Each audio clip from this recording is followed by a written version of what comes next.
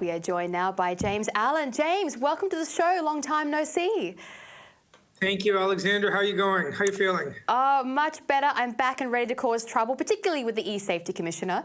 Now, we'll talk about the world's great philosophers from your Specky article in just a moment. But first, the most pressing topic of our time is censorship. Now, we thought things were bad last year when censorship was contained to protecting, people's nonsensical pronouns and stopping people from saying mean things about Drag Queen Story Hour. But now, James, we've got a very serious censorship problem created by the E-Safety Commissioner, where we saw her last week try to... And Alexander, let me stop you there and ask you, and who appointed this woman?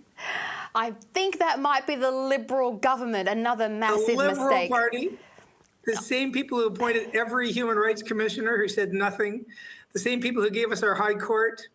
I think they must be asleep during appointments. The appointment comes in and they're all asleep or something.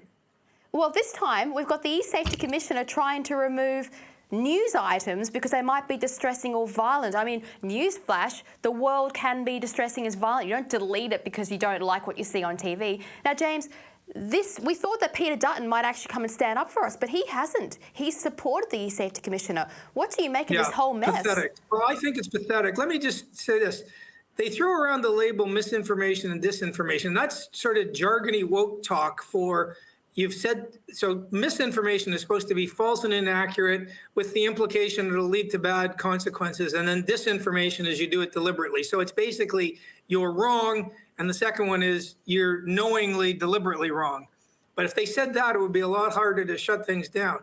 And Mr. Albanese is saying this dispute with Musk is about misinformation. No one doubts the video is accurate. There is no doubt about that. So the argument now is, when is it appropriate to remove true and accurate information from the internet? Now, I think there are times when you could make an argument. I mean, if someone learned how to make a biological weapon out of stuff in your kitchen, I would remove that from the internet, even though it was all true. And I would remove the names of undercover police officers. But you need a really, really strong argument for saying to the people who voted you in, you can't have this true information. And when Albanese says, our prime minister says this is misinformation, that's inaccurate.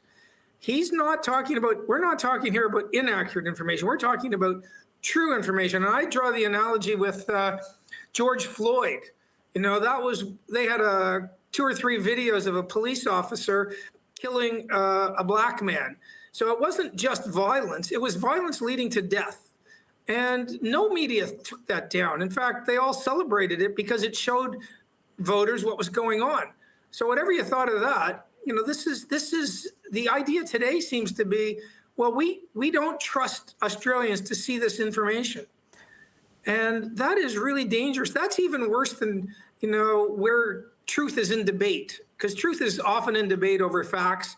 But again, if you look at the pandemic, the government and the public health cast got all sorts of things wrong, and they labeled it, where did the virus come from? If you said it was the lab, that was misinformation, wrong. If you said that, the vaccine couldn't stop contagion or transmission, they called that misinformation. They called you, serious anti-science, but wrong. Well, James, what about this? We're talking, the current narrative is from the E-Safety Commissioner, this footage is violent, graphic, and distressing, but I haven't seen her raise one single complaint against all the footage coming out of Palestine, which they're putting on every social media event, which shows death, destruction, and it could be considered distressing, but she doesn't want that taken down. That's not being ordered to be removed from Twitter, nor could she, because it's on thousands of platforms. Again. And if you could say all that about the George Floyd videos, except you could then go on and say, and they killed him. And nobody wants to take that down. In this instance, there was no death involved. So this is censorship. It's being done in the name of the great and the good, not believing that average voters can see this sort of true, let me just say this again, true information. And I mean, if you were a cynic, you'd imagine that if different sort of identity groups were involved in the different positions, you might not get the same response. Well, this is the same. This is the same kind of ideology that would say, "Don't show the gas chambers from the Nazi regime because that will be distressing. We'd rather hide that and not put that up online." Yeah. That's where her ideology leads. Now, I want you to have a look at this, James. I am incredibly disappointed in Mr. Dutton. Now, at least it sounds like they're still on board to be against ACMA, but they don't have a free speech bone in their bodies. Mr. Morrison was a total disgrace. The man who thought free speech never created a job. No, it's created millions of jobs in the competitive workplace that's known as capitalism. And if he'd actually believed in it, he might not have shut down the entire country for 2.5 years. So there's no tradition. I just don't know what's happened to the Liberal Party. They don't believe in free speech. That's pretty clear. Well, Dutton has completely destroyed his re-election chances. They're gone. Nobody who believes in libertarian thought is going to elect someone who goes, yeah, let's censor news from the internet. That's going to work out really well from us. But, James, I want you to look at this, and you might not be able to actually see it, but our viewers will. It's a tweet from the E-Safety Commissioner, Julie Inman-Grant, from 2014, and it says, "I'm jumping on the anti-surveillance bandwagon," which then links to a campaign called The Day We Fight Back, and it's all about fighting against censorship. Now, within 10 years, James, our Safety Commissioner, who went from defending the liberty to being our chief censor, stalking citizens around the country via the internet. Are there any thoughts on what can cause an authority figure to subvert their own principles once they get a whiff of power? Because she's not the only one who's changed her tune. Again, we are in a world of identity politics where there seems to be a hierarchy of oppression groups. And when you mix up who's in which role, you seem to get different answers from these people. So if it's a Hispanic police officer basically killing a black guy, everyone needs to see that. It's like a learning moment. If it's clearly a Muslim trying to stab to death an Assyrian bishop, you can't see that. And again, I am not someone who says there are no times when I would ever remove true content from the internet. I think at the end of the spectrum, there are things like biological weapons or the names of undercover police. You would remove those even though the information is true. But by and large, you need a really, really strong cost-benefit analysis because the core problem is you cannot trust the elites. Go back to Jay Bhattacharya during lockdown. One of the top 10 epidemiologists in the world, one of the co-authors of the Great Barrington Declaration. To this day, he says the biggest source of misinformation were governments and the public health caste, the sort of elite experts, the people who the ACMA bill are going to exempt. They're going to be exempt. The ABC is going to be exempt. Government's going to be exempt. The universities are going to be exempt. The people who got everything wrong, you and I, we're not going to be exempt. I mean, this is hard-nosed censorship.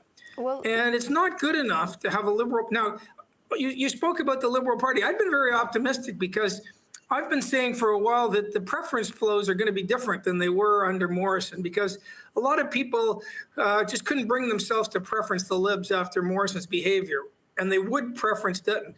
But this goes a long way to undercutting that. I mean, I wouldn't be surprised if One Nation comes out and says we won't preference the libs because of this. I mean, I don't know who advises the Liberal Party. But if you're prepared to leave up the George Floyd video, how are you not prepared to leave up a true video like this? Sure, put a warning on it. I don't mind that. Content, violent. Don't let your kids see this, whatever, fine. But this is the sort of holier than thou, censorious attitude that's very worrying, and it shouldn't be part of a Liberal Party. It is, but it shouldn't be. Let's be really honest. If you go through the list of takedown orders from this government and the previous government, they are all taking down content that challenges or undermines the favoured political narratives. This video was taken down because it paints Islam in a bad light. The other video was taken down because it painted transgenderism in a bad light. And the other videos, the thousands in the COVID era, painted government official safety in a bad light. That's why they were taken down. And as far as Dutton goes, it's my belief that Dutton is a police officer and he doesn't seem to be able, at least in my view, to separate his desire to catch criminals and create public safety with his sacred duty now as a politician to protect civil rights. And those are two different things, and he has to detach himself. Alexander, it's a cabinet room. We know there are some good people in cabinet. Do they not open their mouths? Where's Alex Antic? It's not a cabinet, it's a shadow cabinet. Where are the good people? I mean, they force some of them out. Where are the people who stand up and say, your 30-year-old advisors who've never had a job aren't right on this one? Stop and think about what you're saying. But you're right. It's not only that the censorship or the banning or the shadow banning or the blocking advertising works in favor of big government. It does. It also has a massive left-leaning, political left-leaning bias, as you say. So left-wing causes don't get censored. I'm speaking in general terms here. And right-wing causes do. And, to have a political party stand up and say, oh, this is okay, in fact, we support it, they just shoot themselves in the foot.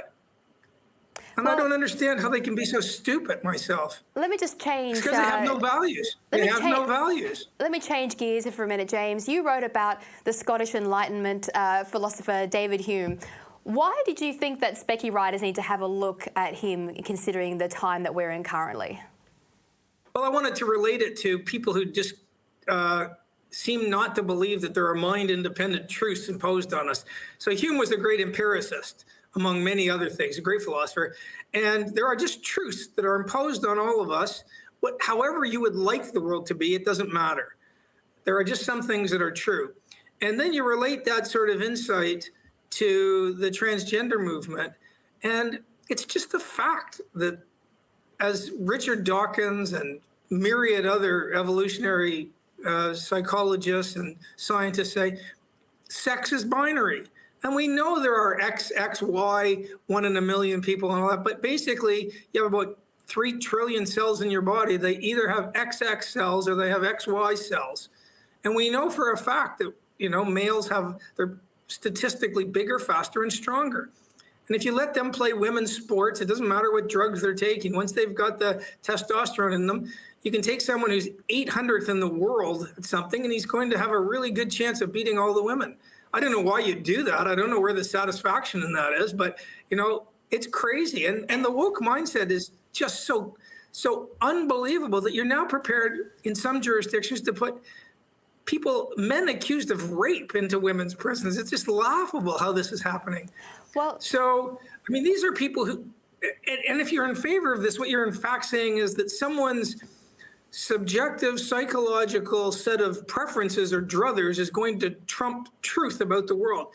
Now, personally, and I think most people are like me, I don't care how somebody wants to live. I don't care what he or she wears, but I do care about truth. And so I'm not going to be browbeaten into using pronouns that aren't true. And I'm not going to support crazy things like men playing women's sports or, letting men go and just take over women's bathrooms or whatever. So we need to push back against some of this craziness. And we just, the John Pizzuto wing of the Liberal Party seems to be playing for the other team, if I can put it that way. Well, men in women's sport has certainly made sports bet more interesting. But finally, James, and bear with me on this one, you spoke of J.K. Rowling. It seems to me that so much time has passed that everyone has actually forgotten why J.K. Rowling is powerful. Now, forget the movies. When it was just the books, the Harry Potter series, there were a good 10 years where her ideas captured an entire generation of children. I was one of them. She had more power to embed philosophy and ideas in young minds than all the schools and all the religious institutions at the West in that time period. Now, her books were not a passing fancy. They were a sustained obsession of that generation. She made tens of millions of children clamour to read what she was writing, and it was fundamentally a narrative against woke. Harry Potter was the Jesus story, set into a narrative of the Second World War. And sure, it was disguised as an escapist world of witchcraft and wizardry, but it was about the sacrifice of an innocent to pay for the evils of the world.